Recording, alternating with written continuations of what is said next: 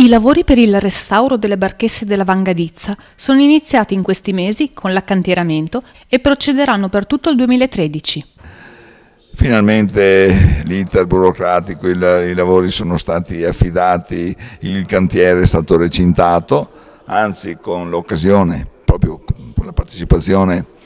della vostra televisione, certamente sarete gli ospiti d'onore per una piccola cerimonia di inaugurazione che faremo prossimamente. Gli interventi si sono succeduti attraverso 3 interventi parziali, un primo stralcio esecutivo di un importo di circa 1,5 milioni, un secondo intervento di 500.000 euro come opera complementare al primo stralcio e un ultimo stralcio esecutivo, che è quello oggetto della relazione di oggi, che ha come scopo la realizzazione di botteghe artigiane. Questo intervento ha un valore economico di circa 1 milione di euro, il valore è dato dall'importo dei lavori che sono circa 690.000 euro, quadro economico che poi è dato dalle spese di progettazione e dagli oneri per la pubblicità e il marketing delle botteghe stesse.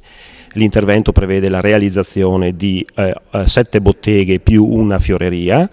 L'intervento è stato regolarmente appaltato, è stato vinto dalla ditta Ducale Restauro di Venezia, l'importo di aggiudicazione è stato di 690.000 euro e i lavori sono regolarmente iniziati il 2 di aprile ultimo scorso. I lavori dureranno 365 giorni, quindi l'intervento dovrebbe realizzarsi entro aprile del prossimo anno, entro l'aprile del 2014, fermo restando condizioni climatiche avverse ed eventuali sospensioni o perizie di variante che potranno realizzarsi durante quest'opera. Accanto allo stato di avanzamento lavori, durante la conferenza stampa di maggio, si è parlato anche del progetto Quaderni di decorazione, la nuova enciclopedia multimediale dedicata ai fondamentali aspetti tecnici delle problematiche della decorazione.